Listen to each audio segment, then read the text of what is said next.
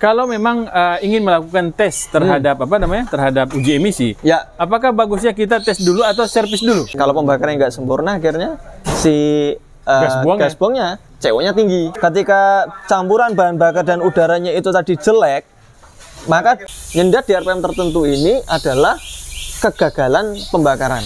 Bahan bakarnya menggunakan oktan yang 90 saja sudah cukup, atau mungkin harus 92 atau mungkin 98. Itu udah pasti nggak lulus uji emisi. Karena apa? Rahasia sini, wah itu mobilnya Mas Ardi. Cek dulu, dicek dulu. Nggak lolos. Ternyata nggak lolos. Assalamualaikum warahmatullahi wabarakatuh, Sobat Apedia dimanapun berada. Selamat sore. Kita berada di Kompleks AHA Motor. Ya, Pak. Nah, biasanya kan kalau supir baja itu bangunannya di dalam ya. Kalau di bangunannya di luar, supirnya di luar. Ntar kita tanya ini apa ini ya. Sobat Apedia, belakangan ini pemerintah sedang kencang-kencangnya bagaimana udara itu bisa lebih baik. Nah, diharuskan kita untuk melakukan pengecekan gas buang atau apa istilahnya ya, uji emisi ya. Nah, bagaimana dengan kendaraan Anda? Apakah kendaraan Anda lolos uji emisi?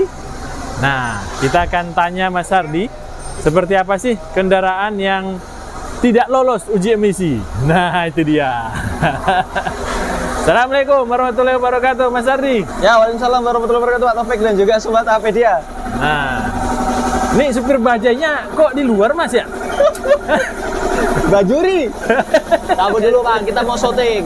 Nah, nih Mas Nope ini sedang berkreasi dia nih. Nah, main-main ini, Pak. Main-main ya? Iya. Oh. Ini saya cabut dulu nih biar kita kedengeran kalau pas. Ini apa ini, Mas nih mainnya? Vapor blast, Pak. Oh, vapor blast. Betul. Untuk gunanya? Gunanya ya untuk tarik baja, Pak. Boleh, Pak. Jadi bersih loh, Pak. Oh, mengkilat ya. Keren ah. Jangan tanya ini motor atau mobil, Pak. Baik, Mas Ardi. Ya, Pak. Nah, tadi kita buka sedikit tentang peluang kendaraan kita itu lolos uji emisi. Oh, uji emisi itu ngukurnya di knalpot, Pak. Iya. Di depan kita ada knalpot. Nah, knalpotnya mana? Loh, nggak ada hilang. Nah, ini, Pak, di sini. Nah, aduh. Sambil duduk, Pak. Duduk dong. Ini cuma ngobrol-ngobrol doang kan, Pak? Iya, kita nggak usah pakai data ya. Kan biasanya pakai data. Ini sayangnya kita nggak punya alat untuk nyolok knalpot, Pak. Sehingga kita nggak bisa tahu CO-nya berapa. Nah, kalau kita tidak punya datanya, berarti ada nggak sih sepengetahuan Mas Ardi yang membuat kendaraan itu nggak lolos untuk uji emisi? Ya, uji emisi itu kan ada ini, Pak ya, ada yang menjadi patokan. Oh, jadi kita harus tahu dulu patokannya berapa. Ini kita sedang membuka dari artikel-artikel yang ada di internet. Ya. Ternyata CO itu batasan maksimalnya, ini bukan minimal tapi maksimalnya itu adalah untuk mobil-mobil yang baru-baru ini itu 1,5% vol. Sementara HC-nya itu 200 ppm vol. Itu adalah batas maksimalnya. Nah, secara umum apa sih sebenarnya penyebabnya secara teori ya? Itu apa sih penyebabnya kok si gas buang ini CO-nya tinggi, karbon monoksidanya tinggi? Kan kalau CO2 kan karbon dioksida. Ini kita belajar kimia. Cuman saya waktu itu bolos jadi lupa ya. Nah, CO-nya itu kenapa dia tinggi? Nah, diantara penyebab CO tinggi itu kan sebenarnya suksesnya pembakaran itu kan ditandai dengan bagusnya atau pendeknya jumlah CO yang keluar. Semakin sukses pembakaran, maka CO-nya akan semakin kecil. Karena apa? Di dalam mobil atau mesin-mesin yang bukan listrik atau masih mesin konvensional ini kan dia kan mengadopsi pembakaran Pak, untuk menghasilkan tenaga. Betul. Nah, untuk pembakarannya sendiri itu kan ada, kita sering belajar ya, Pak ya. Itu ada 3 penyebabnya. Pertama kompresi. Kompresi itu dari mesin sendiri, mekanikalnya, piston yang mendorong campuran bahan bakar dan udara. Berarti yang kedua adalah campuran bahan bakar dan udara. Kemudian yang ketiga adalah apinya itu sendiri. Jadi kalau untuk kompresi ini disebabkan oleh mekanikalnya mesin, misalnya yang menyebab utama adalah piston dan ring pistonnya, termasuk besaran kubahnya, itu juga pengaruh terhadap kompresi, besaran kompresinya. Makanya kan kita dapati kalau kita ngukur kompresi itu kan ada yang sampai 10 ke atas, ada yang 10, 11, 12, bahkan Livina yang kecil-kecil 1500 cc ini dia bisa sampai 12.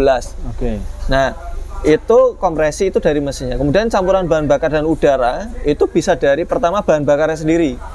Misalnya mobil-mobil yang sekarang ini itu kan udah mintanya bahan bakarnya oktannya 92 minimal. Minimal ya. Karena apa? Karena kompresinya besar. Kompresi besar diiringi dengan bahan bakarnya yang tahan terhadap panas. Jangan sampai dia terjadi detonasi. Detonasi itu sebelum waktunya pembakaran, tapi karena kompresinya besar dan panasnya mesin itu dia juga tinggi, akibatnya apa? Dia belum waktunya pembakaran terjadi ledakan. Iya. Akhirnya belum sempurna kan? Karena apa? Pengapiannya timingnya nggak pas, sehingga ketika dia waktunya pengapian justru yang dibakar bukan lagi campuran bahan bakar yang optimal. Kemudian yang berikutnya adalah apinya itu sendiri. Jadi harus menggunakan kalau kompresinya tinggi, gunakan busi yang awet. Jadi gunakan ke busi ya berarti ya? Pasti. Makanya kan diantara syarat pembakaran itu misalnya di teman-teman bengkel ya pasti udah bukan sesuatu yang tabu lagi kalau misalnya kompresinya tinggi, bahan bakarnya bagus, apinya jelek, tenaganya loyo, kayak gitu. Karena kan kita bisa melihat perbandingan Pak, busi biasa dengan busi platinum, busi iridium, selain ketahanannya yang lama, ternyata juga fokus pengapiannya juga lebih baik. Semakin mahal businya, semakin bagus bahan yang digunakan, maka pengapiannya konsentrasinya akan semakin bagus, Pak. Kayak gitu. Makanya kembali lagi kita ke kasus CO tinggi ini, itu diakibatkan satu di antara tiga ini. Ini adalah faktor internal mesin. Ada faktor eksternal mesinnya. Itu adalah kenapa kita sarankan untuk sering ganti oli secara rutin, karena oli yang mengendap ini juga berpotensi terhadap ini Pak, kebocoran kompresi. Atau mungkin kalau bisa dibilang efek dari kebocoran kompresi yang ngobos, Pak. Ngobos itu kan mengakibatkan kompresi itu bukan hanya terjadi di atas piston, tapi di bawah piston. Efek terjadinya kompresi di bawah piston ini mengakibatkan oli ikut terbakar. Jadi keluar melalui lubang pernafasan oli. Jadi mesin itu kan ada pernafasan, Pak. Nah, di antara pernafasan itu kan dia kan sebenarnya udara yang ini Pak, yang dibuang. Ternyata begitu buang, bukan hanya udara yang dibuang, tapi juga ada campuran olinya. Sisa-sisa dari oli tadi. Nah, campuran sisa-sisa dari olinya ini tadi yang mengkabut ini tadi dia masuk dalam manifold, itu mengakibatkan ikut terbakar. Sekarang saat ini kita akan coba bahas, Pak. Mungkin kita ke depan aja kali ya, ke mesinnya ya. Nah, sekarang udah di depan kita udah ada mesin QR25 ya Pak ya. Jadi kita sampaikan tadi kita akan membahas tentang 3 komponen penting di dalam sistem pengapian mesin yang akan menghasilkan tenaga, dan itu pun selain tenaga yang dihasilkan ke transmisi, itu menghasilkan gas buang. Nah, gas buangnya ini akan kita jadi perbincangan hangat sore hari ini. Yang pertama kita bahas dulu Pak, penyebab CO-nya tinggi itu dikarenakan campuran bahan bakar dan udaranya nggak bagus. Kita bisa ketahui, ini kita bicara motor bensin dulu ya Pak ya. Nanti kan ada diesel ya. Untuk motor bensin sendiri dia penyebabnya dia punya pembakaran itu optimal itu karena campuran bahan bakar dan juga udaranya itu bagus Pak.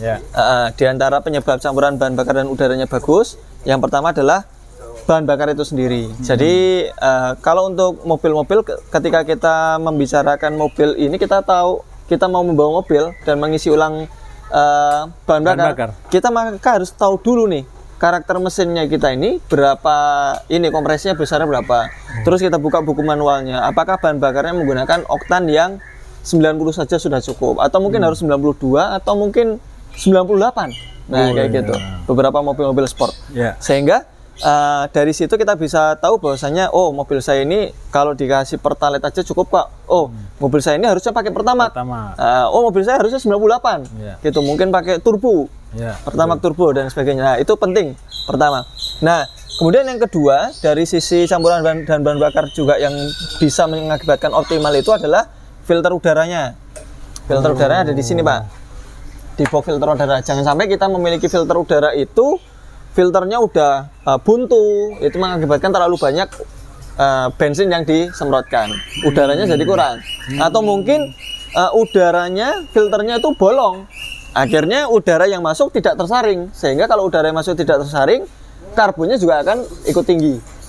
Nah, kayak gitu. Itu penting juga. Itu yang kedua. Yang ketiga adalah dari injektor atau karburatornya.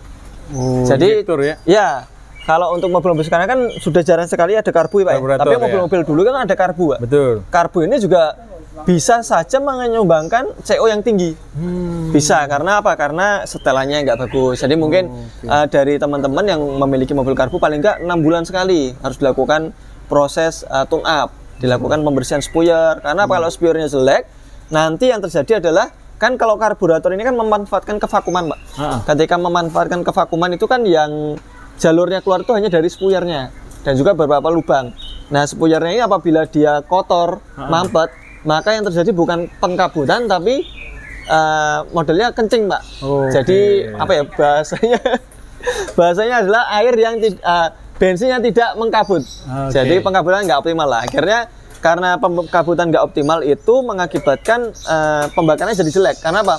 Semakin kecil hasil dari pengkabutan, semakin mikro, itu maka semakin mudah terbakar, rambatannya semakin cepat.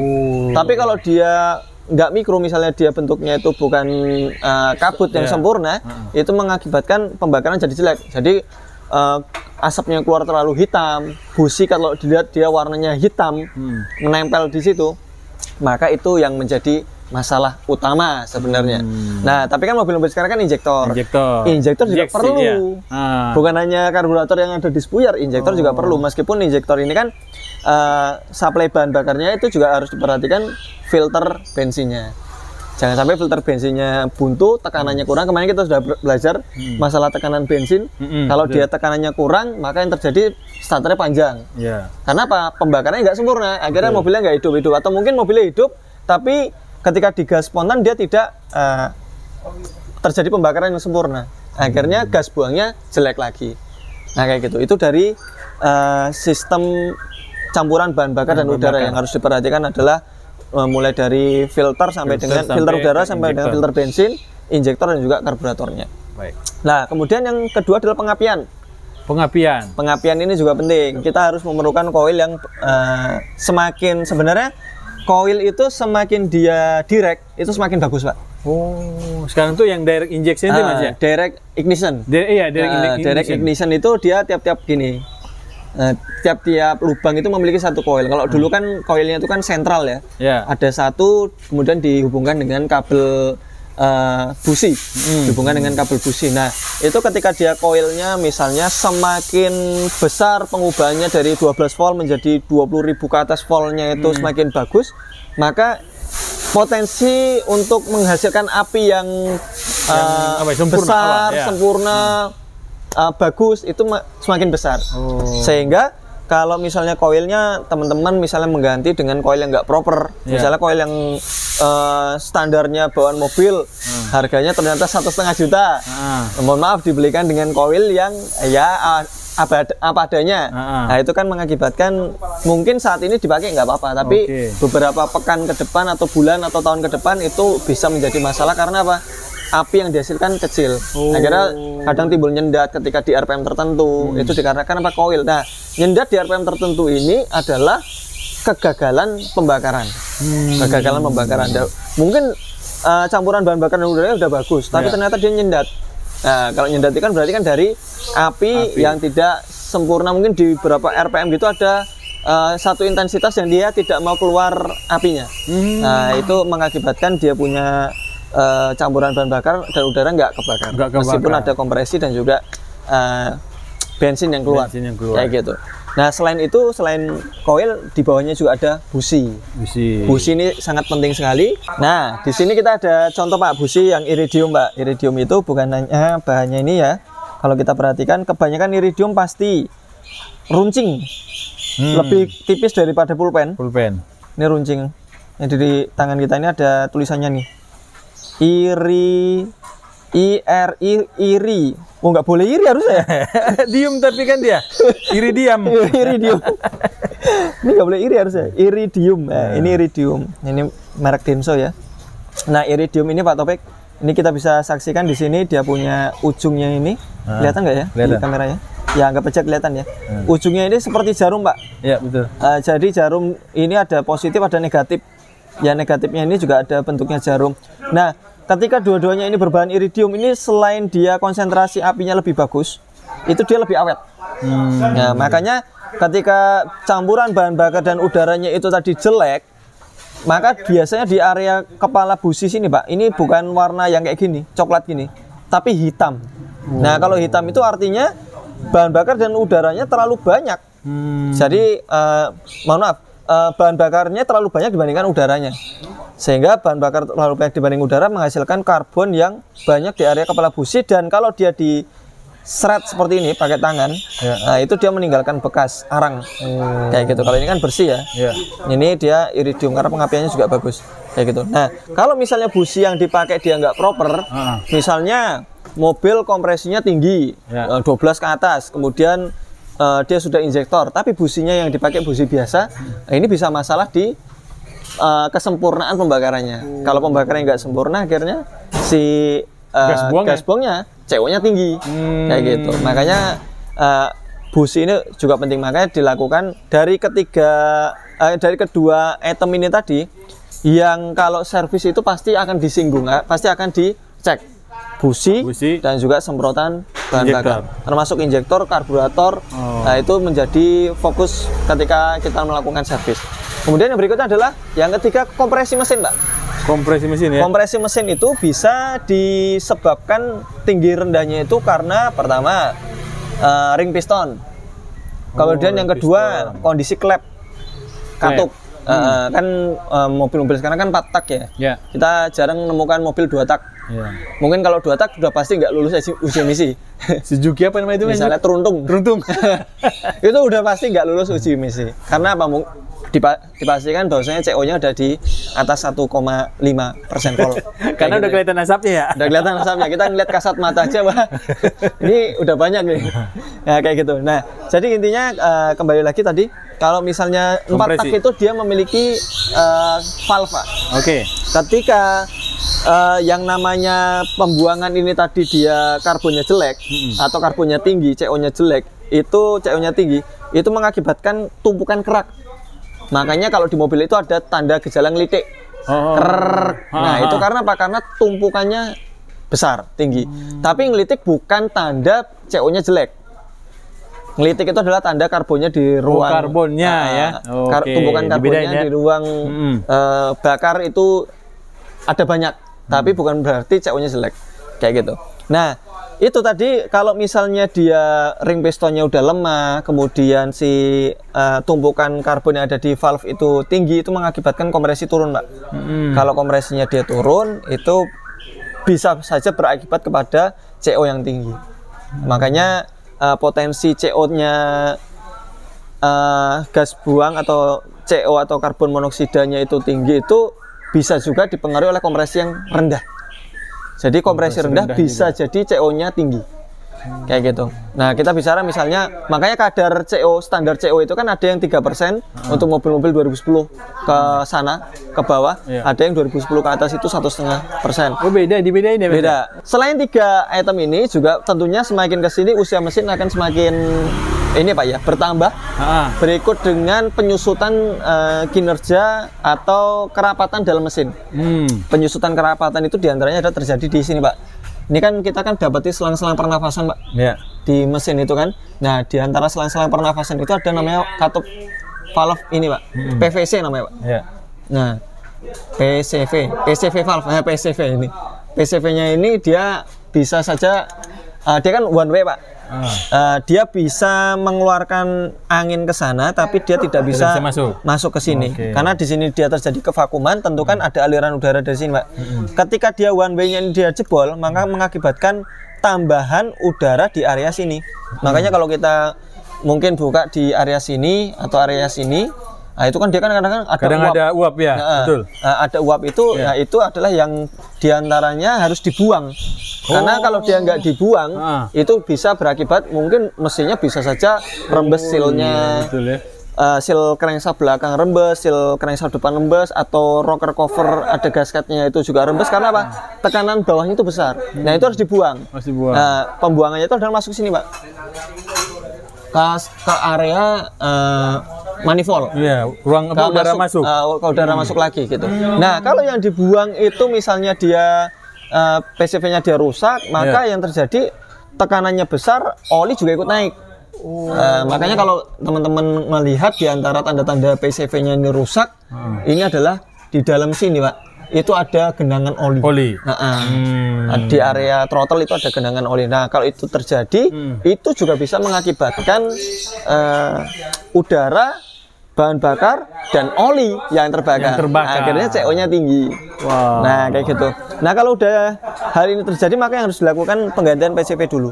Kalau penggantian PCV udah nggak bisa lagi menetralisir oli, maka bisa jadi kompresinya tadi bocor.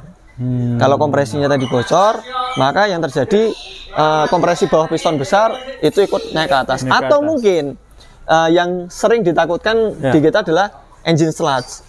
Terlalu lama mengganti oli itu mengakibatkan kualitas olinya terjadi endapan. Akhirnya endapan itu terjadi rocker cover ini, Pak. Kalau terjadi di rocker cover ini, maka yang terjadi di rocker cover itu ada seperti saluran ini, Pak, tempatnya udara itu dia bermain-main di sini.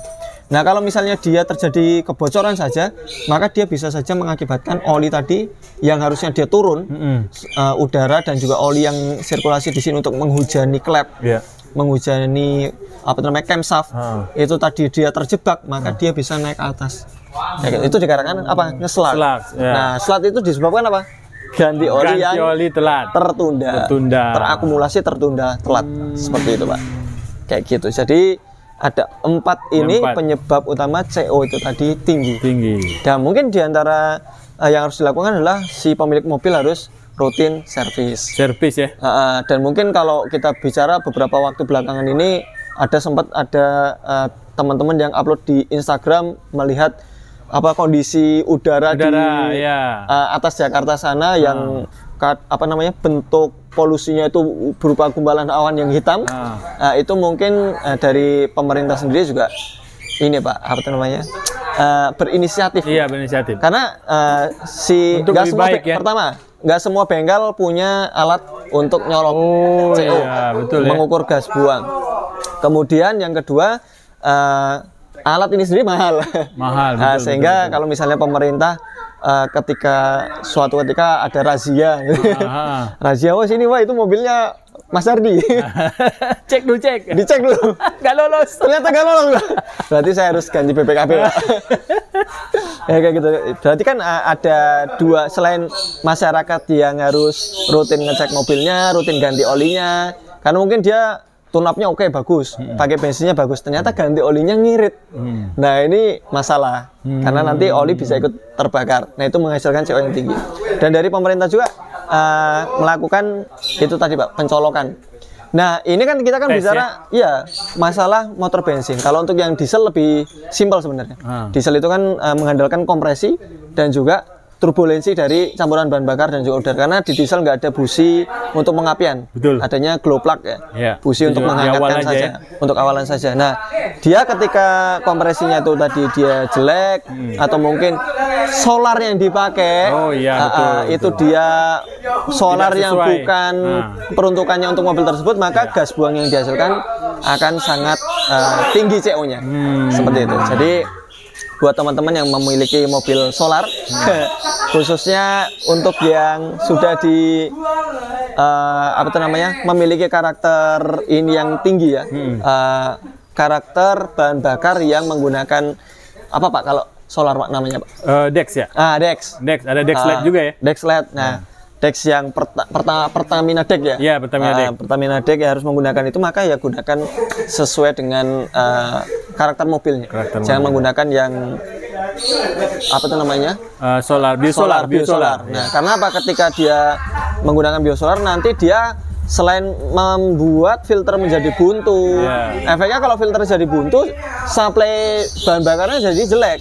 Maksudnya tekanannya jelek. Kalau tekanannya jelek atau kurang, injektornya cepat rusak. Wah. Kayak gitu. Nanti kalau injektor, belum lagi kalau misalnya dia kotoran tersebut karena saringannya penuh, akhirnya dia lolos dari filter, akhirnya masuk ke injektor, akhirnya injektor rusak. Harga injektor nggak murah. Berapa? Kalau Navara aja kita bicara ya satu piece-nya paling nggak kisaran harga 4 sampai puluhan juta. Hah? Ya? Iya. Satu piece mungkin ya anggap aja 4 jutaan lah ya. Misalnya berarti kalau 4 udah 16 juta. Kayak gitu kan eman-eman. Iya betul. Iya ya meskipun kalau misalnya kan beberapa kan ada yang bisa repair ya. Beberapa ada yang repair atau bisa repair. apa? X ini ya. Iya, copotan. Copotan. Nah, itu mungkin jauh lebih murah. Ya tapi kan daripada buang duit buat ini mendingan kita ya memang mobil mahal dispesifikasikan untuk bahan bakar yang menggunakan bahan bakar yang baik ya sebaiknya menggunakan bahan bakar tersebut. Ini juga bisa terjadi kerusakan injektor, bisa juga terjadi di motor bensin tadi, Pak. Saringan bahan bakarnya ini dia mampet karena kotoran itu akibatnya nanti selain tekanannya menurun itu juga mengakibatkan kepada ini Pak, apa itu namanya? Penyumbatan di injektor. Dan itu nanti pasti kan kalau di mobil-mobil sekarang itu udah ada ini Pak, oksigen sensor. Ya, oksigen sensor. Nah, ketika oksigen sensor itu membaca mungkin tekanannya bahan bakar itu kurang, akhirnya si campuran bahan bakar ini tadi kan jadi jelek. Gas buangnya jadi jelek. Nah, itu nanti ECU akan memerintahkan pembukaan milisecondnya injektor itu semakin lama. Kalau semakin lama kan mengecoh Pak, kayak gitu kan. Gara-gara pembakaran jelek nanti pembukaan injektornya durasinya semakin panjang, efeknya semakin boros. Semakin panjang lagi, semakin boros lagi, akhirnya apa? Si busi juga warnanya semakin jelek. Jadi ada sedikit banyaknya berpengaruh lah tentang masalah gas buang, tentang masalah bahan bakar yang dipakai, itu akan mengakibatkan kepada borosnya bahan bakar yang harus diisi. Iya benar. Ya kayak gitu. Semakin gelap Pak.